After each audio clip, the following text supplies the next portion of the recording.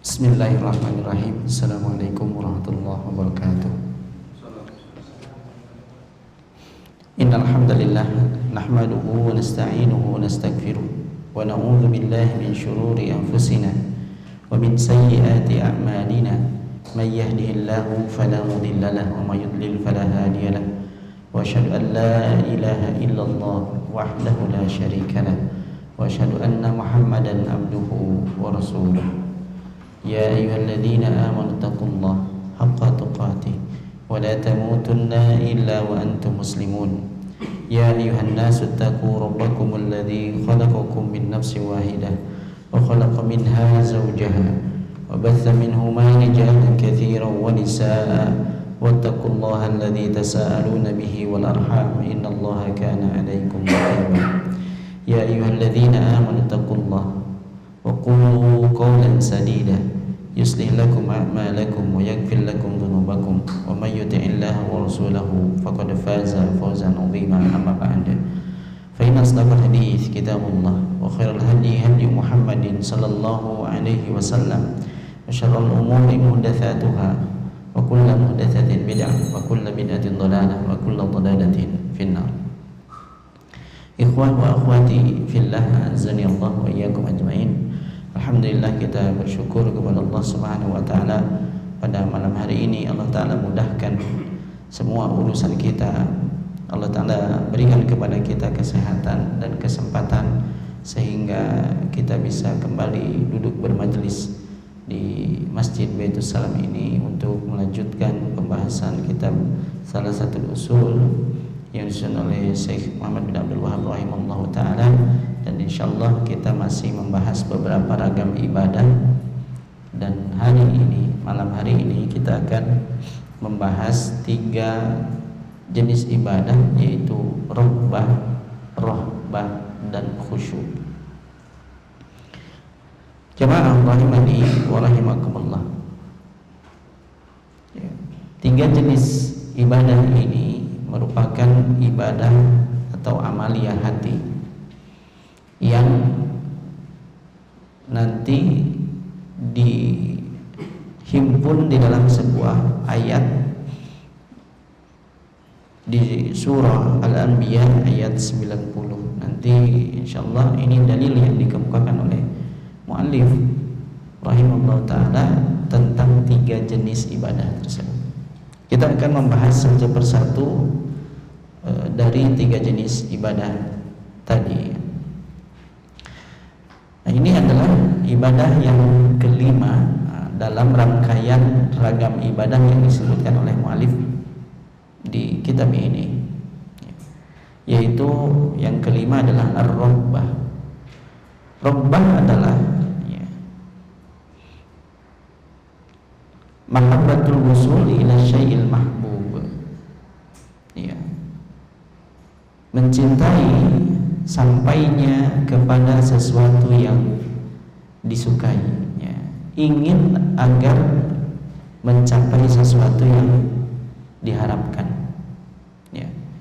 Berarti ini rohbah hampir mirip dengan roja, berharap. Lalu apa bedanya nanti rohbah dengan roja?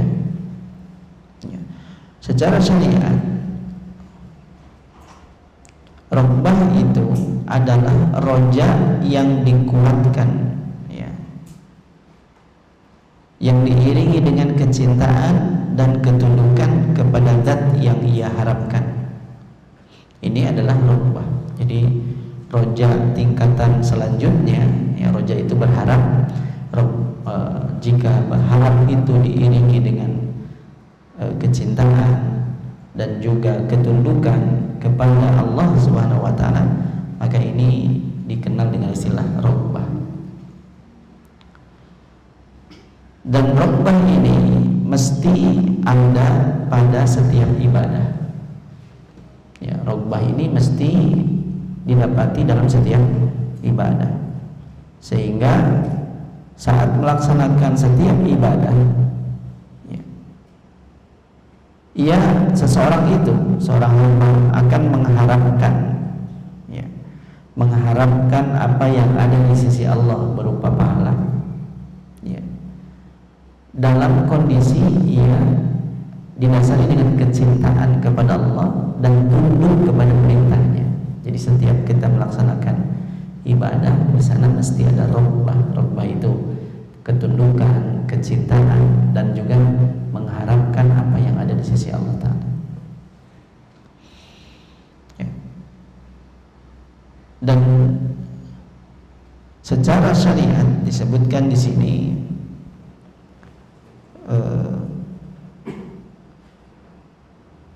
dalam ta'liqat ala thalathati usul yang disusun oleh Syekh Shalih bin Abdullah Al-Utsaimin bahwa yang dimaksud dengan robbah adalah iradatu mardatillah fil wusuli ilal maqsud, ya, mengharapkan ridho Allah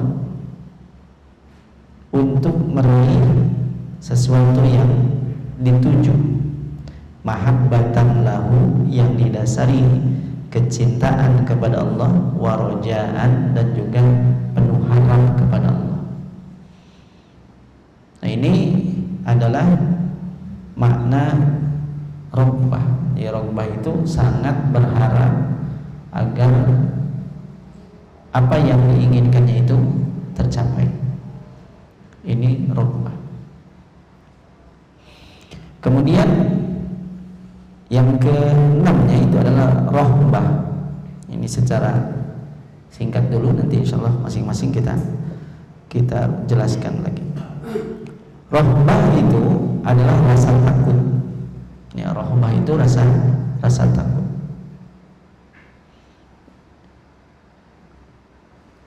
Bukan hanya sekedar rasa takut, tetapi ada pendorong dan ada dampaknya. Yang mendorongnya untuk takut itu adalah adanya ancaman yang menakutkan. Ketika mendengar tentang siksa Allah Ta'ala, ia takut kepada Allah karena siksanya sangat berat, siksanya sangat pedih gitu. Maka takut yang seperti ini adalah rohbah, ia khawatir, ia cemas. Lalu kemudian ada pendorongnya, yaitu sesuatu yang ditakuti. Ada dampaknya. Dampaknya adalah ia menjauhi perkara yang ia takuti. Kalau ia takut kepada siksa Allah Ta'ala, maka ia jauhi perkara-perkara yang bisa mengantarkannya kepada siksa Allah Ta'ala. Maka dijauhi sarana-sarana yang mengantarkannya kepada siksa Allah Ta'ala, itu dijauhi. Inilah rohbah, ya. Sehingga rohbah ini juga rasa takut yang berkaitan dengan perbuatan. Jadi kalau hanya takut saja, ya itu khauf. Tapi kalau rasa takut yang membuatnya berhati-hati dari melakukan maksiat, menjauh dari perkara-perkara yang bisa mendatangkan siksa Allah Ta'ala, itu namanya rohbah. Ya, khawatir, cemas gitu. Karena ingat tentang siksa Allah Ta'ala yang sangat pedih. Adapun khusyuk, ya, adalah merendahkan diri, ya, merendahkan diri terhadap kebesaran Allah Ta'ala, ya, dengan cara pasrah kepada ketentuannya, baik yang bersifat kauni, ya, maupun syar'i, ya. Yang kauni itu berarti takdir, syar'i itu adalah syariat. Jadi ia tunduk kepada ketetapan Allah Ta'ala. Inilah khusyuk. Ketika seseorang itu menerima syariat dengan hati yang lapang, ia khusyuk, ia tunduk maksudnya. Ketika ia menerima takdir, menerima syariat, maka ia khusyuk karenanya. Itu artinya tunduknya dan pasrah terhadap ketetapan Allah Subhanahu wa Ta'ala.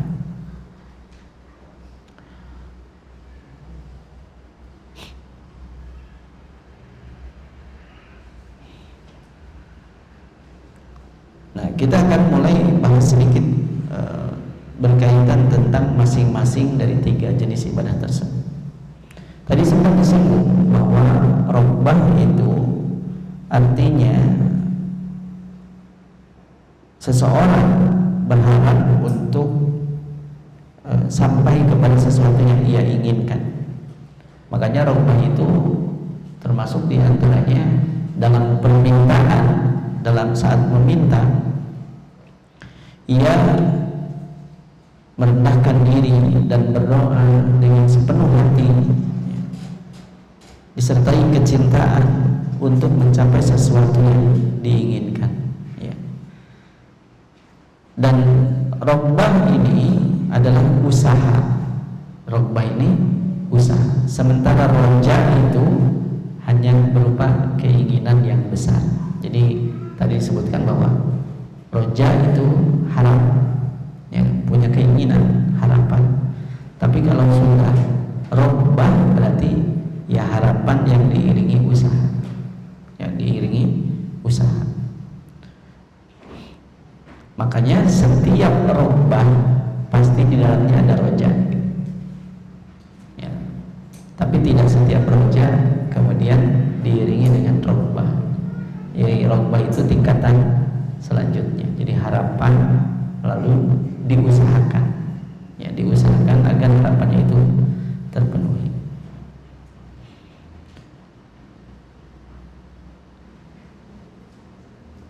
Segala sesuatu yang kita harapkan, semuanya itu hanya ada pada Allah Subhanahu wa Ta'ala. Allah yang memiliki segala sesuatu, Allah yang mengatur semua urusan kita. Maka semua kebaikan yang kita harapkan itu dari Allah. Maka hendaknya kita hanya berharap kepada Allah Ta'ala. Makanya robbah itu termasuk ibadah.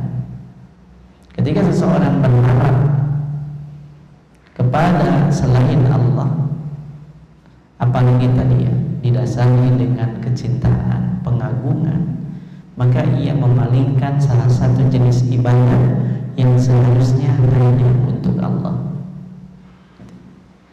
Ini adalah robbah. Sehingga jangan sampai kita menggantungkan harapan kepada selain Allah. Allah Ta'ala juga memerintahkan Nabi Muhammad SAW agar ia hanya berharap kepada Allah Ta'ala saja. Ya, Nabi Muhammad pun diperintah agar hanya berharap robbah kepada Allah saja.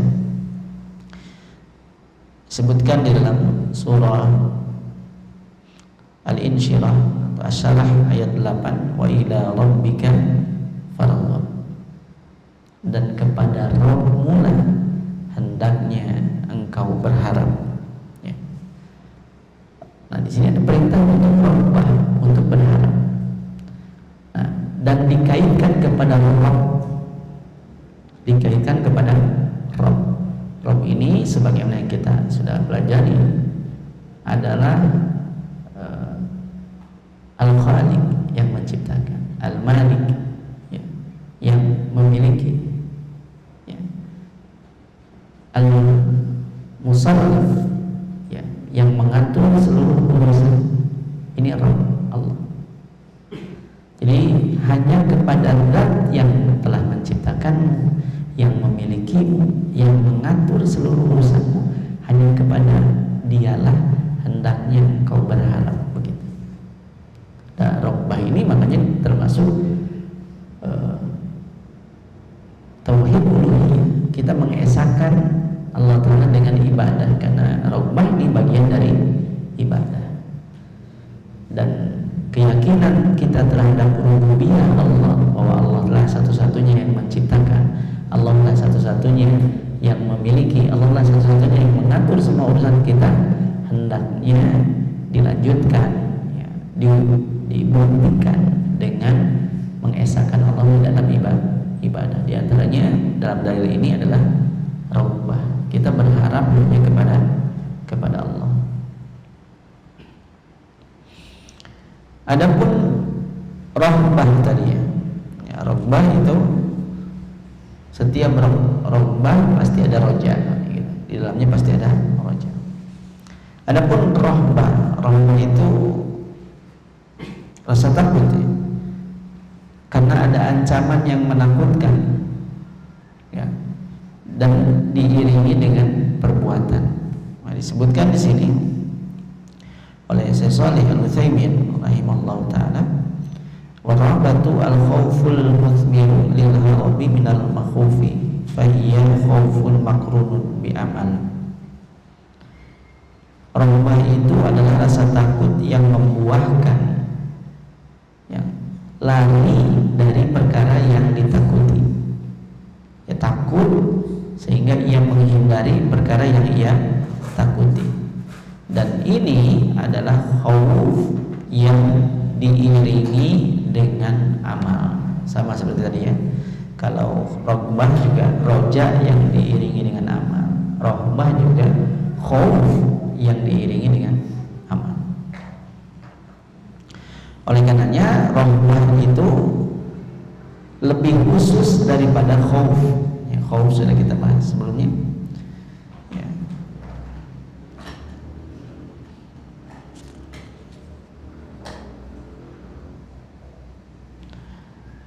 Makanya disebutkan di dalam Ta'liqat ala Thalathatil Usul oleh Syekh Shalih bin Abdullah Al-Utsaimin bahwa secara syariat rahbah itu adalah firarul qalbi ila Allah.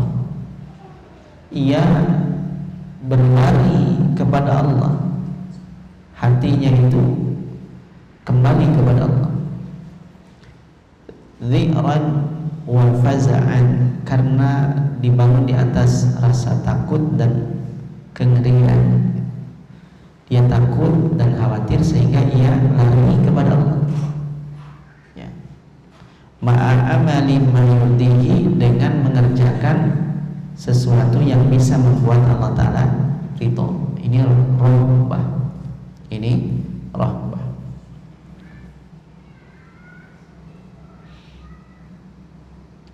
Lalu apa perbedaan antara rohbah dengan rahbah yang tadi ya? Rohbah dengan rahbah. Kalau rohbah itu adalah roja yang lebih khusus, ya, roja yang lebih khusus.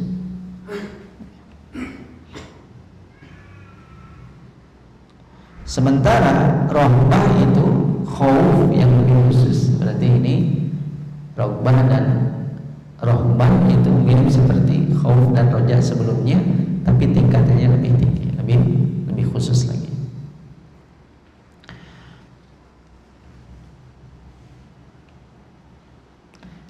Rohbah dan rohbah seorang hamba itu akan berbanding lurus dengan keimanan.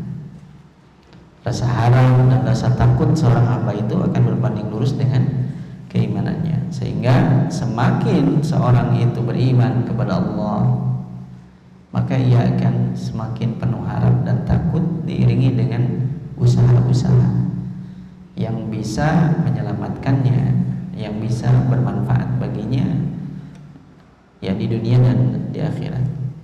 Bahkan rohbah dan rohbah ini adalah dua perkara yang bisa menghadirkan taufik dari Allah SWT. Jadi sebab taufik dari Allah SWT. Ibnu Qayyim rahimahullah pernah mengatakan bahwa jika Allah menghendaki kebaikan pada hamba-Nya, Ia akan memberikan taufik kepadanya agar mempergunakan segala daya upayanya dalam berharap dan cemas hanya kepadanya. Jadi kalau Allah Ta'ala inginkan kebaikan, diberi taufik untuk apa? Untuk penuh harap dan cemas kepada Allah Ta'ala. Karena sesungguhnya keduanya ini adalah unsur dari taufik. Sesuai dengan kadar rasa harap dan cemas dalam hati seorang hamba, itulah yang akan dihasilkan taufik. Jadi dua unsur inilah yang kemudian akan mempengaruhi kadar taufik yang diperoleh oleh seorang hamba. Seberapa harap dia kepada Allah, seberapa takut dan cemas dia kepada apa yang dijanjikan Allah Ta'ala. Dan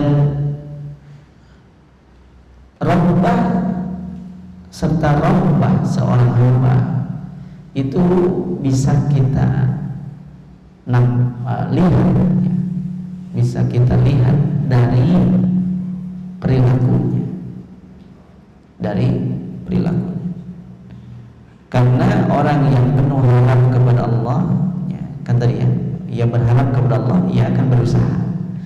Ia rahbah kepada Allah, ia pun akan berusaha, beramal. Jadi amal inilah yang menjadi indikator rahbah dan rahbahnya. Bisa kita lihat dari perilakunya, sehingga akan terkumpul pada orang yang penuh rahbah dan rahbah pada Allah itu akhlak yang mulia. Ya. Bahkan setiap kali ia terjatuh ke dalam dosa misalnya, karena takut ancaman siksa, ia akan segera kembali dan bertaubat kepada Allah Ta'ala. Ya, jadi bukan berarti wah ini orang bermaksiat berarti nggak takut kepada Allah. Nah, bukan di situ berhentinya. Ya, melihat apakah setelah bermaksiatnya itu ia segera bertaubat kepada Allah atau tidak.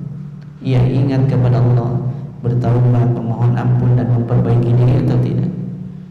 Ya. Karena kalau jatuh ke dalam maksiat ini adalah banyak faktor di dalamnya, banyak faktor. Didorong oleh hawa nafsu, ada gangguan setan, ya, dan juga lingkungan yang buruk gitu ya. Sementara hatinya lemah, dan tidak ada seorang yang selamat dari kesalahan. Tapi yang penting itu apakah setelah jatuh dalam kesalahan ia memohon ampun, bertaubat, memperbaiki diri atau tidak. Ya, hanya Rasulullah SAW mengatakan kullu bani Adam khata'un. Setiap manusia itu banyak melakukan kesalahan. Wa khairul khata'in at-tawwabun. Dan sebaik-baiknya orang yang banyak melakukan kesalahan adalah orang yang banyak bertaubat. Ya, selama belum ditutup pintu taubat, Allah Ta'ala menerima taubat hamba-hambanya. Ya, bahkan jika seseorang datang, ya, ia melakukan dosa sepenuh bumi, ya, dalam sebuah disebutkan, dan ia tidak menyekutukanku dengan siapapun, kata Allah, maka aku pun akan memberikannya dengan sepenuh bumi ampunan, gitu. Ini Allah At-Tawwab yang maha menerima taubat. Ya, jadi orang yang rahbah itu akan segera kembali ketika tersadar saat melakukan kesalahan. Ya. Dan di akhirat orang yang penuh haram dan kecemasan ini akan mendapatkan ridho dan kecintaan dari Allah Subhanahu wa Ta'ala, serta selamat dari kengerian yang ia takuti. Dia selama di dunia itu ia rahbah, cemas, khawatir tentang neraka, takut masuk neraka, sampai ia berusaha untuk tidak melakukan perbuatan-perbuatan yang bisa mengantarkannya ke neraka. Maka nanti di akhirat Allah Ta'ala akan selamatkan ia dari neraka tersebut. Inilah buah dari rahbah dan rahbah. Orang-orang yang senantiasa penuh harap kepada Allah Subhanahu wa Ta'ala, ia akan hidup dengan optimisme yang tinggi. Ia tidak putus asa dari rahmat Allah Subhanahu wa Ta'ala. Sama akhirnya, ya, ini berkaitan dengan tawakal sebelumnya. mengembalikan hasilnya hanya kepada Allah Subhanahu wa taala. Allah tahu yang terbaik baginya. Allah taala tidak akan zalim kepada hamba-hambanya. Itu dikuatkan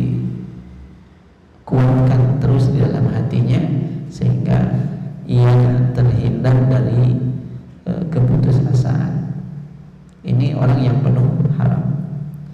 Demikian pula orang yang takut, ia akan bersikap hati-hati, ia khawatir. Dan di antara bentuk kehati-hatian kita di dunia ini adalah usaha untuk mempelajari perkara-perkara yang berbahaya. Ya, kalau kita takut, kita harus kenal apa yang kita takuti. Ya. Jangan sampai kita tidak tahu perkara-perkara yang itu berbahaya bagi kita. Katanya takut tentang siksa Allah Ta'ala, tapi tidak belajar perbuatan apa saja yang bisa mengantarkan ke neraka gitu. Harus dipelajari juga. Wujud rasa takut kita adalah berhati-hati. Hati-hati dari apa? Ini perkara yang dilarang, ini yang diperintahkan. Yang dilarang juga harus diketahui, karena inilah yang kita khawatirkan akibatnya. Inilah yang kita khawatirkan akibatnya.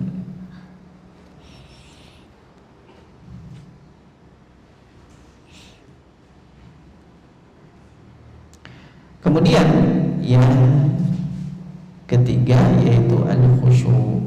Ya. Khusyu' ini secara bahasa adalah al-khudu', artinya merendahkan diri, ya, dan sikap tenang.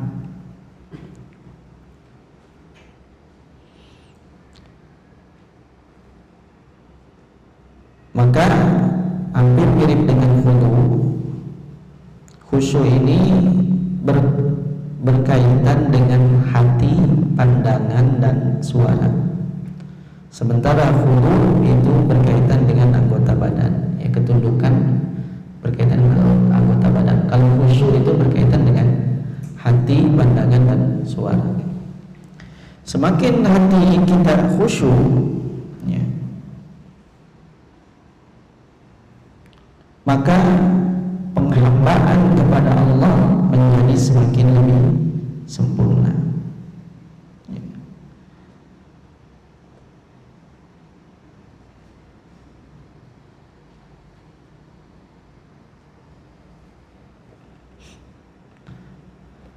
Dan khusyuk ini sumbernya adalah ilmu.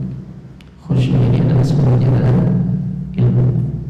Bagaimana hati kita akan tumbuh, bagaimana hati kita akan tenang terhadap semua ketetapan Allah Ta'ala kalau tidak didasari dengan ilmu tentang Allah Subhanahu wa Ta'ala. Rasulullah SAW pernah mengajarkan kepada kita semua, Allahumma inni a'udzu min ilmin la yanfa'. Ya Allah, aku berlindung kepadamu dari ilmu yang tidak bermanfaat. Kemudian wa min qalbin la yakhsha, dan dari hati yang tidak khusyuk. Wa min nafsin la tasba', dan jiwa yang tidak pernah merasa puas. Wa min da'watin la yustajabu laha, dan dari doa yang tidak diijabah. Ini doa Rasulullah SAW yang diantaranya beliau memohon perlindungan dari perkara-perkara, dan semua perkara tersebut diawali dengan ilmu yang tidak bermanfaat. Itu artinya tidak akan memberikan pengaruh kepada hati, sehingga hati itu tidak bisa khusyuk. Ilmu yang tidak bermanfaat itu pun tidak akan berpengaruh kepada jiwa, sehingga jiwanya senantiasa tidak merasa puas. Ilmu yang tidak bermanfaat itu akan berpengaruh terhadap doa. Doanya itu tidak diijabah karena doa itu ada adab-adabnya, ada cara-caranya ya, yang bisa dilakukan agar diijabah. Kalau tidak tahu tentang ilmu-ilmu hal seperti itu, maka doanya pun ya akan tertolak karenanya, Makanya dari hadis tersebut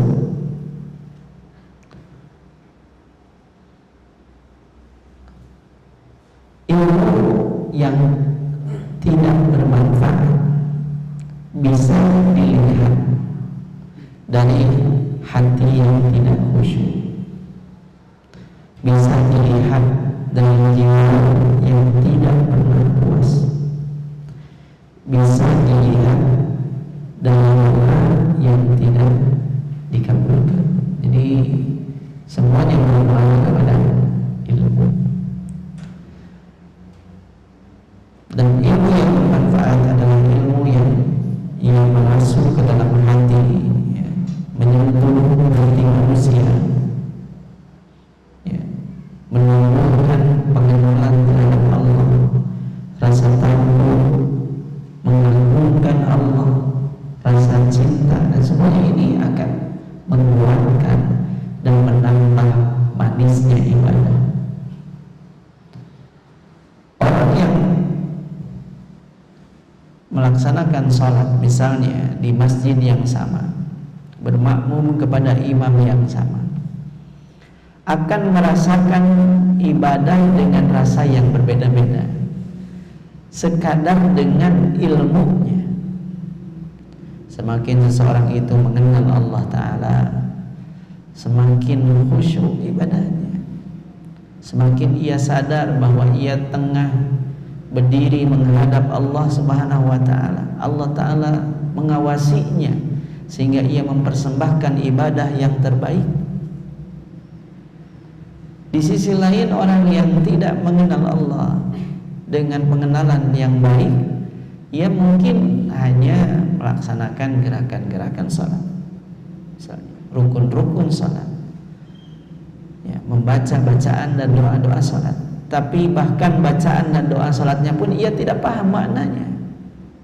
Bagaimana itu bisa merasuk ke dalam hatinya, menimbulkan kehusyuan di dalam ibadahnya? Tentunya akan berbeda-beda pengaruhnya terhadap hati pelakunya. Maka seorang hamba di dalam beribadah, kehusyuannya itu akan berbanding lurus dengan ilmunya, pengenalannya terhadap Allah Subhanahu wa Ta'ala. Jika selama ini kita merasakan bahwa ibadah kita, sholat kita masih segitu, ya ada yang salah dari ilmu kita, ada sesuatu yang tidak tercapai dari usaha kita mempelajari ilmu. Mungkin saja ilmu-ilmu itu hanya sekedar kumpulan pengetahuan-pengetahuan saja, namun tidak meresap ke dalam hati kita.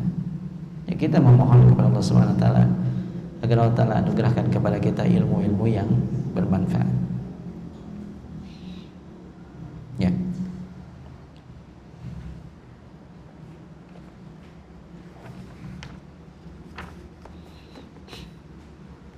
Dan khusyuk ini ya tadi seringkali disandingkan dengan ibadah sholat gitu.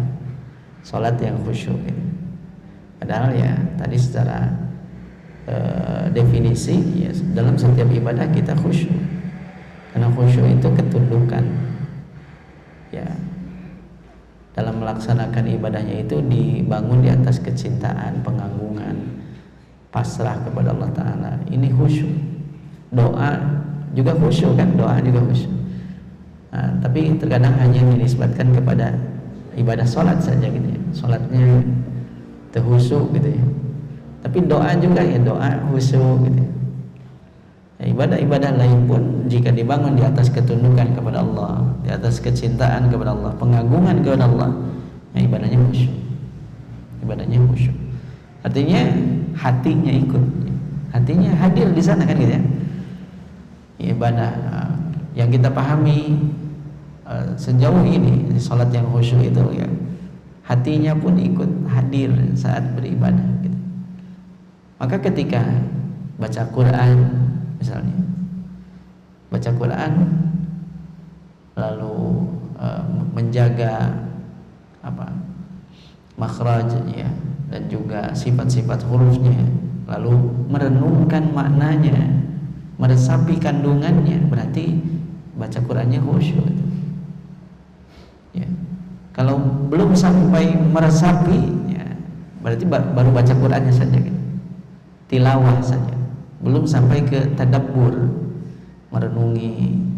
Makanya kita dapati ya, banyak para imam yang membaca surat tertentu sampai menangis, tapi makmumnya mah diam saja, hare-hare gitu. Ya mungkin nggak paham apa yang gunawan imam teh nangis. Memangnya sedang ngobrolin apa ayat itu? Nah berarti kan belum sampai ke sana. Nah, ini berkaitan erat dengan kehusyuan, kehadiran hati.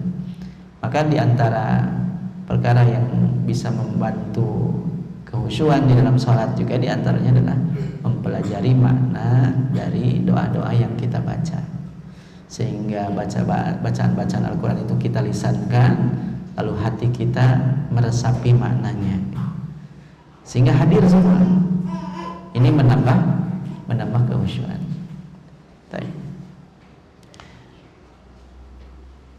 Syekh Muhammad bin Shalih Al-Utsaimin rahimahullah ta'ala mengatakan bahwa para ulama menafsirkan khusyuk di dalam sholat yaitu diamnya anggota badan yang disertai dengan ketenangan hati.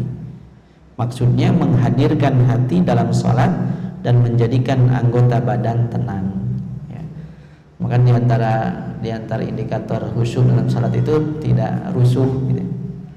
Ya, tidak rusuh. Kalau praktek di kita mungkin banyaknya pas taraweh, tenang gitu, tidak rusuh. Ya, tumakninah sholatnya gitu. Jangan terburu-buru. Maka seseorang itu tidak melakukan perbuatan yang sia-sia, main-main, ya. Hatinya hadir, berkonsentrasi menghadap kepada Allah Ta'ala. Maka ya ketika dalam sholat dan di hatinya hadir gitu, ya, tidak malaweng gitu, tidak kemana aja pikirannya, ini khusyuk namanya, khusyuk. Ia tunduk kepada Allah Subhanahu wa ta'ala di dalam ibadah. Dan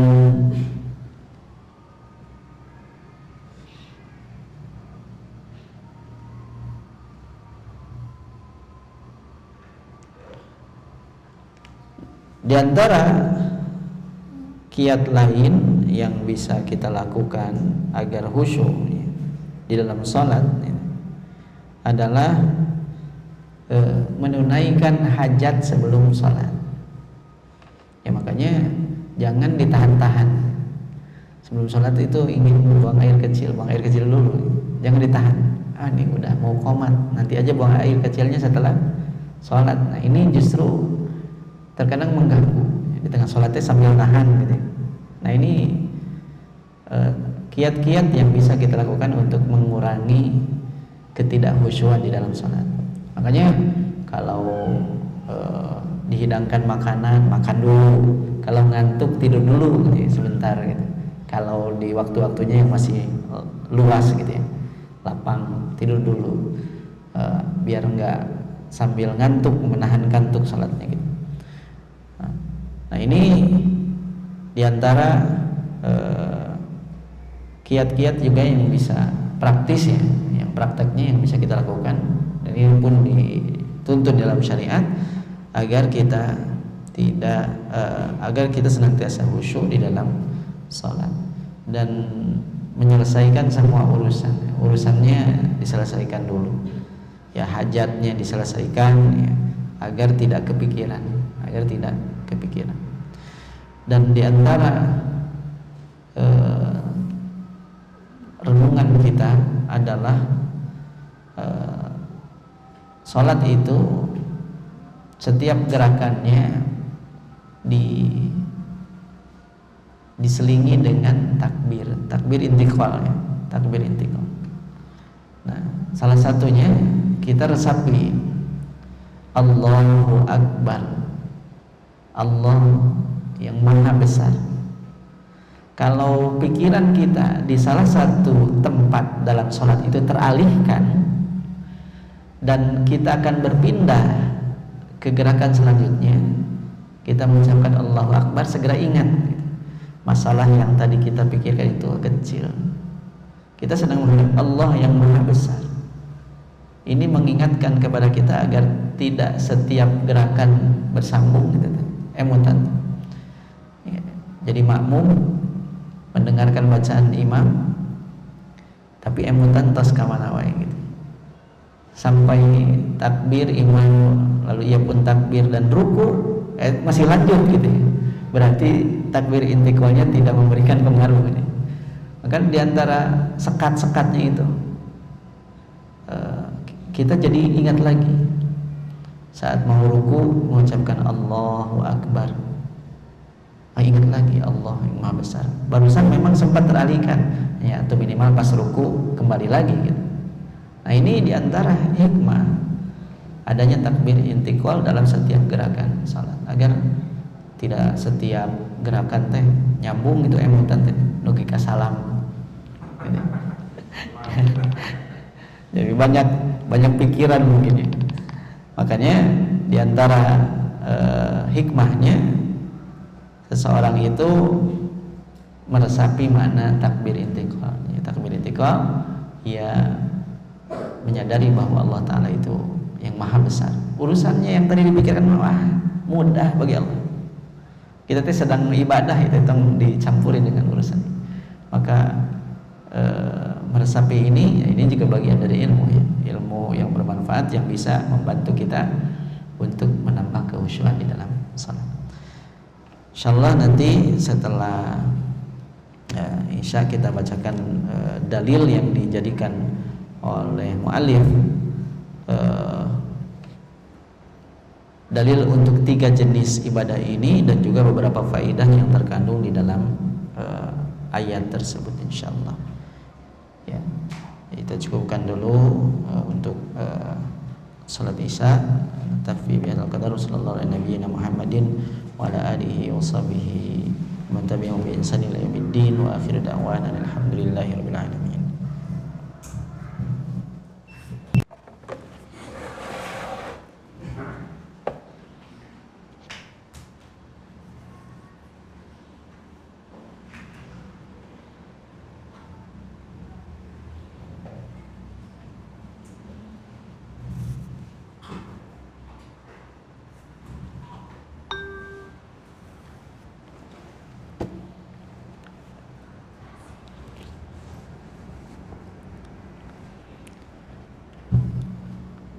Bismillahirrahmanirrahim. Alhamdulillah wassalatu wassalamu ala Rasulillah wa ala alihi wa sahbihi wa tabi'ahu dah ma ba'd. Ikhwah azanillahu wa iyyakum ajmain. Ya, kita lanjutkan membacakan dalil yang diketengahkan oleh muallif rahimahullah taala yang di dalamnya terkandung 3 jenis ibadah tadi, yaitu raghbah, rahbah dan khusyuk. Allah Ta'ala berfirman di dalam surah Al-Anbiya ayat 90,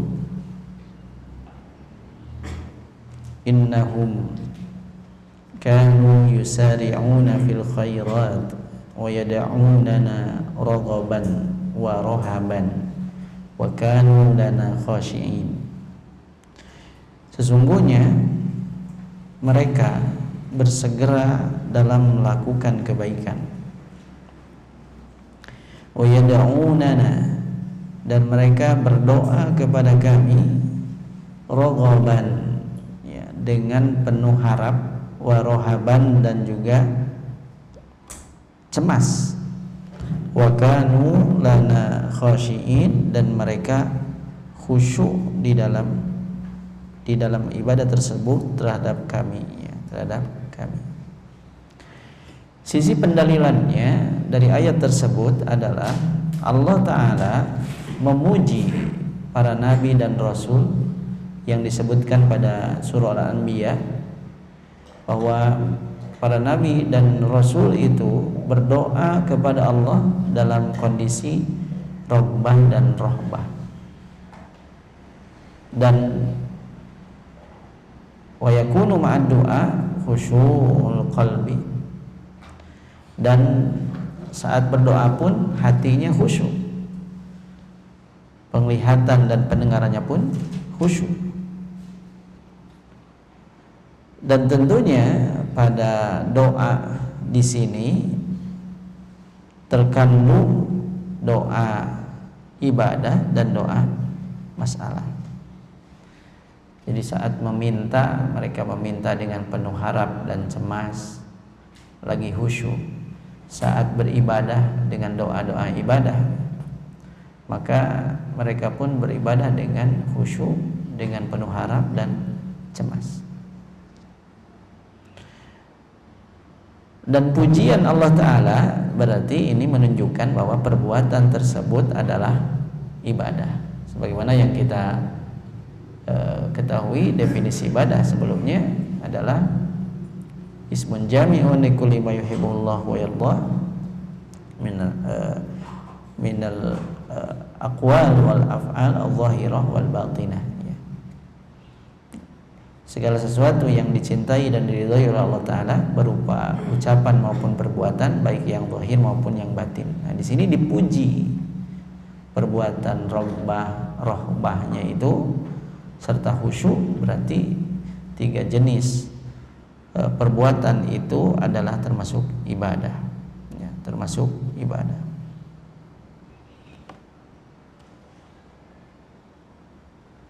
Dan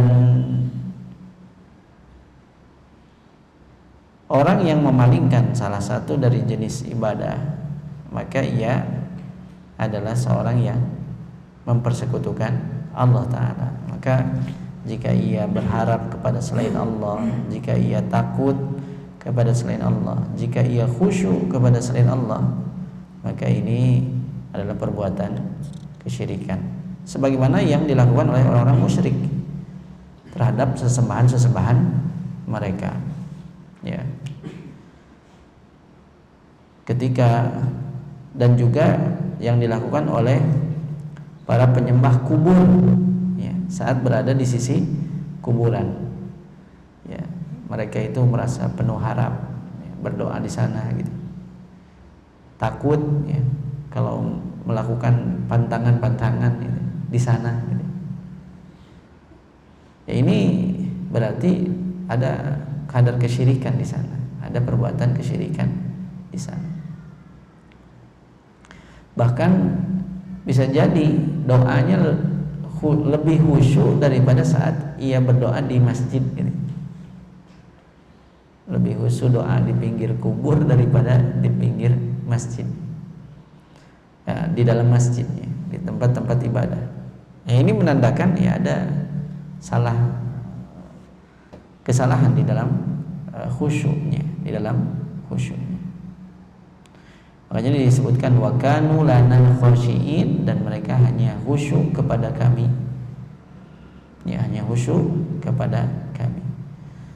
Adapun kekhusyuan yang dilakukan kepada selain Allah dalam rangka taqarrub, mendekatkan diri atau mengharapkan apa yang ada di sisinya, takut dari ancamannya, ya, ini kekhusyuan yang termasuk syirik, ya, termasuk kesyirikan.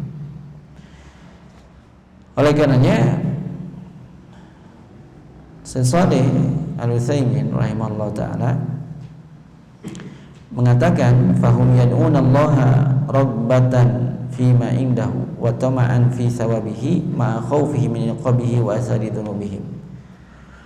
Orang-orang yang dipuji oleh Allah Ta'ala dalam dalil tadi, yaitu para nabi dan para rasul, mereka berdoa kepada Allah dibangun di atas raghbah, penuh harap terhadap apa yang ada di sisi Allah, dan juga tamak terhadap pahala Allah. Selain itu mereka pun takut terhadap siksa dan dampak dari dosa-dosa mereka. Ini pujian dalam ayat tersebut menandakan bahwa raghbah, rahbah dan khusyuk ini adalah termasuk ibadah. Oleh karenanya wal mu'minu yanbaghi an yas'a ila Allah ta'ala bainal khaufi war raja wa yaghlibu raja fi janibi ta'ah liyanshita alaihi wa yu'ammilu qabulaha wa yaghlibul khaufa idza hamma bil ma'siyah liyahriba minha wa yanjuwa min iqabiha. Oleh karenanya seorang mukmin, ya ini mirip pembahasannya seperti khauf dan roja sebelumnya. Ketika ia sedang berusaha untuk melakukan kebaikan, maka hendaklah ia menyeimbangkan antara khauf dan rojanya. Ya, seorang mukmin itu mesti berusaha untuk senantiasa menyeimbangkan khauf dan rojanya. Saat ia melaksanakan ketaatan, maka hendaklah ia mendominankan rasa harapnya. Agar apa? Agar ia semangat dan juga mengharapkan agar ibadah tersebut diterima. Jadi saat beribadah mah harus penuh harap, optimis, agar semangat, dan juga agar penuh harap agar diterima. Dan ketika ada dorongan untuk maksiat, maka yang harus lebih dominan adalah rasa takut. Rasa takut. Agar apa? Agar tidak jadi melaksanakan maksiat. Ya, dan selamat dari ancaman siksa Allah Subhanahu wa ta'ala. Ya. Ya, ini adalah dalil yang di dalamnya terkandung 3 ibadah tadinya. Ibadah yaitu raghbah, rahbah dan khusyuk. Ya. Dan pembahasan ini ya masih akan terus berlanjut dengan beberapa jenis ibadah selanjutnya. Ya, insyaallah sedikit demi sedikit kita akan lewati ya, sebelum nanti masuk kepada pembahasan ma'rifatu dinil Islam insyaallah. Itu saja mungkin yang bisa Anda sampaikan, mudah-mudahan yang sedikit ini ada faedah dan manfaatnya. Ya, sebelum kita akhiri, Anda sampaikan penjelasan dari Syekh Abdul Muhsin bin Muhammad Al-Qasim hafizahullah taala ketika mensyarah tentang 3 jenis ibadah ini. Beliau mengatakan di antara karunia Allah Ta'ala bahwa orang yang berharap dan tamak terhadap apa yang ada di sisi Allah akan diberi balasan. Orang yang takut dari siksanya maka akan Allah jaga. Dan barang siapa yang hati dan badannya khusyuk pada Allah, maka ia akan hidup mulia di dunia dan tidak akan tunduk pada makhluk manapun. Ini perkataan yang menjadi pengingat bagi kita tentang buah dari 3 ibadah tadi. Orang yang senantiasa berharap ya raghbah, maka ia akan mendapatkan balasan di sisi Allah Ta'ala. Orang yang takut dari siksanya, maka akan Allah jaga. Orang yang khusyuk hati dan badannya, maka ia akan hidup mulia di dunia karena tidak takut kepada selain Allah. Ia hanya tunduk kepada Allah Ta'ala, maka ia akan mulia di dunia. Ya, itu saja mungkin yang bisa saya sampaikan. Ya, mudah-mudahan apa yang kita pelajari ada faedah dan manfaatnya. Naktafi bihadzal qadar. Subhanakallahumma wa bihamdika asyhadu an la ilaha illa anta astaghfiruka wa atubu ilaik. Astaghfirukum. Assalamualaikum warahmatullahi wabarakatuh.